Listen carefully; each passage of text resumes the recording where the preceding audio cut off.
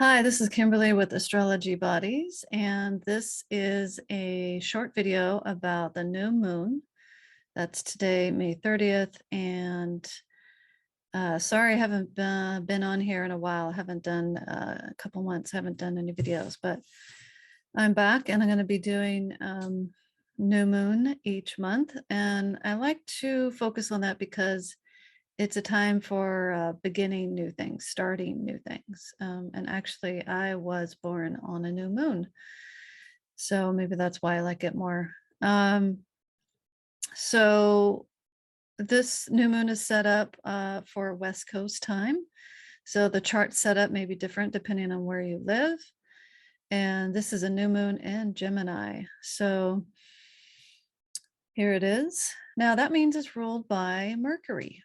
Mercury is the ruler of for the month from new moon to the next new moon. And Mercury was over here and it is retrograde right now. So it's at 26 Taurus during the new moon. And you know, Mercury, I'm sure you've noticed or have heard the little irritating things that Mercury can cause. So with it ruling over the new moon, it really is a focus, even though Mercury is going to go back direct less than a week from now. This is setting up for the whole month. So think of this as the energy for the month, not just until Mercury goes direct. I mean, it will be helpful when Mercury goes direct, but really think of this time, this month, for redoing things, particularly Gemini types of things. So maybe correspondence, communications, past conversations, kind of reviewing, redoing, rehashing, things like that. And since Taurus is involved, it might be a creative project. Maybe it's a creative writing project that would be good to go back and re-edit. So I also want to point out Mercury is slowing down because it's going direct. And while that's happening, it is square to Saturn here. And Saturn is also extremely slow right now because it is about to go retrograde. And it's going to go retrograde just like a week after Mercury goes direct. So the fact that they're both stationing at the same time, like which means barely moving, it's more powerful. So this review stuff is super important because of the challenge you're going to get from some kind of authority person. It could be related to career because Saturn sometimes points to our career a lot of the time. So some kind of authority, father figure, some kind of limit. It could be just some kind of boundary, a limit. So you may be up against a deadline. So that's the challenge here, is to really review and get things done. So it can go forward when Saturn goes forward, which is going to be many months from now. So this is an important time for that. So depending on where you have Gemini in your chart, I've already talked about some Gemini things, but now you want to look at where it is in your chart. And if you know your time, then you know what part of your chart. For me, for example, this is landing in my 12th house. So 12 is over here. This is not an action time. For me personally, it'd be more behind the scenes types of things. And that can be hard because what else do we have going on here? Mars and Jupiter in Aries. They are in a go, go, go sign. Aries definitely wants to push ahead, speed things up. Mars and Aries is going to speed things up. It's definitely going to give you that drive and energy and that kind of competitive spirit. So that's the challenge always in astrology, is you have all these different energies happening at the same time. You've got this review stuff you have to work on. You've got this challenge, but you want to push ahead. Jupiter makes things bigger. So it's really going to exaggerate this feeling of trying to make things speed ahead. So you have to know where this is in your chart. So maybe, hopefully, this will be easier. where you need to redo things can be separate from where you can push ahead. So that's where you need to look at your chart. See if it's related, are they interlinked, or are they separate? Now,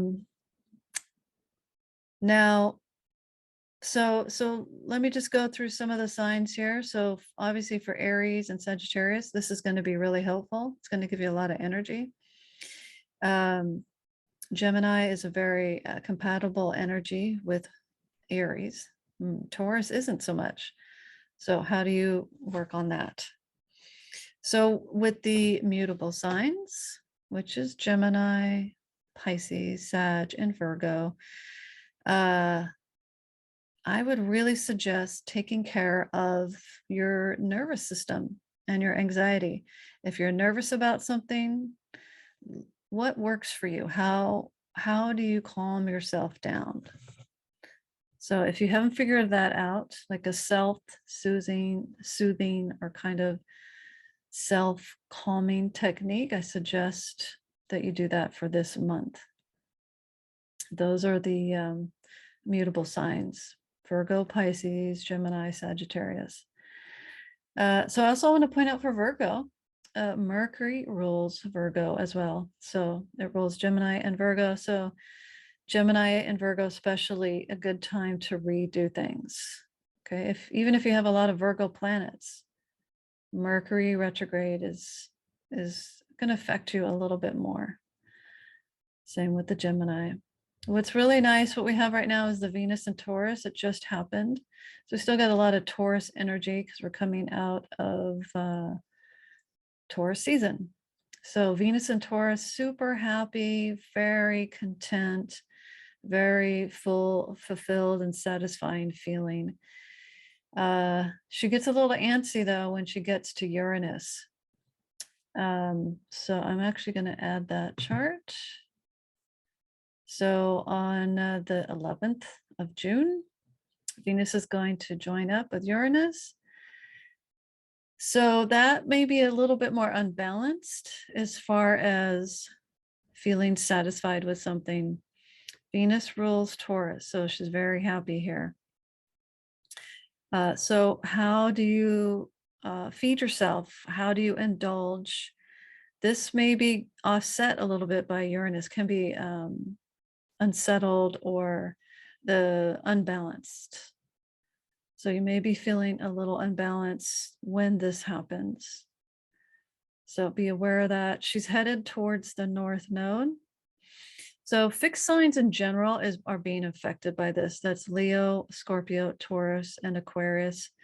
So the fixed signs, the ones I just named, are definitely feeling not just this Taurus energy, but also because of the nodes.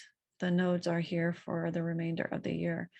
So I feel like the fixed signs are definitely feeling most of the pressure right now. The Venus and Taurus definitely helps bring a more satisfying energy, but Uranus is there, so it's definitely erratic. It's not something, don't feel like you're going to have to, don't be surprised if the feeling comes and goes. It's erratic or disruptive. Venus and Taurus is not quite as stable as she normally would be. Uranus is going to be here for a while, so every Venus and Taurus is going to have some of this effect each year until Uranus moves on. And let's see what else. Let's talk about, well, let's just point out the nodes a little bit more. So Taurus and Scorpio, feeling it more than the other fixed signs. Definitely a need of kind of extreme, wherever Taurus is, that feeling of more comfort, more indulgence, maybe. And then the other extreme could be a definite need, like a strong need to eliminate and dispose and get rid of things. So these are like, there are two extremes here. Give me more, get rid of it, get rid of it. So we're kind of balancing back and forth between these two. So Aquarius and Leo, Leo, Aquarius, being affected by this too, by the square. So if you know what degree you were born in, if you're Sun in Aquarius or Sun in Leo, then I'll give you idea of when that square will happen. I am experiencing this right now. It's getting really close to the square to my sun. And so Leo and Aquarius, you want to know what degree you're at, knowing where that pressure is coming from. Scorpio and Taurus, same thing as far as the degrees. If you're early degree or early Taurus or Scorpio, you still have these nodes coming towards you. So if you're later Taurus, Scorpio, then you're still feeling it, but most of the pressure is probably off. And let's see.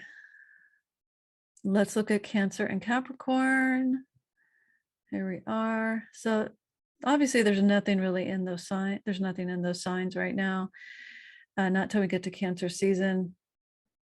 But I just want to point out that this Mars Jupiter energy is squaring the Capricorn and Cancer energy. So if you have those planets, you're definitely gonna feel this energized stimulation, like wanting to really start and get things going. It may be a little bit more challenging for you because it's a square, but it might kick you in the butt and get you going in the right place. Whereas Aries and Sag are probably, because they're fire signs, they're feeling more helpful energy here. That kind of, it matches their energy. Leo is probably not going to feel it as much because they're dealing with this nodal tension here. The north nodes are squared at Leo. So even though this is helping Leo, probably not going to feel it as much as Aries and Sagittarius. And, oh yeah, let's point out. So now later in the month of June 21st, just pointing out that the moon is triggering Jupiter and Mars. So that helps. The moon kind of connects the energy and collects and distributes and I already said that, all the planets together and towards us, right? The moon is very close to us. And so the moon comes and joins up with Jupiter, takes that big growth energy, brings it to Mars, which is definitely more aggressive, competitive, more martial, you could say more militarized. But it's definitely a lot of get up and go energy. So right around the 21st, 22nd, that's probably when you're going to feel the most energized. So that is a short video for the new moon. And if you want more information about particular to your situation, how things are looking in your chart, do Mars and Jupiter, are they landing on any of your Aries planets? I can help you with that in a reading. And I also do some short reports where that just gives you some dates, specific dates for a year and some suggestions, not an actual reading. So astrologybodies.com, and check out my free class.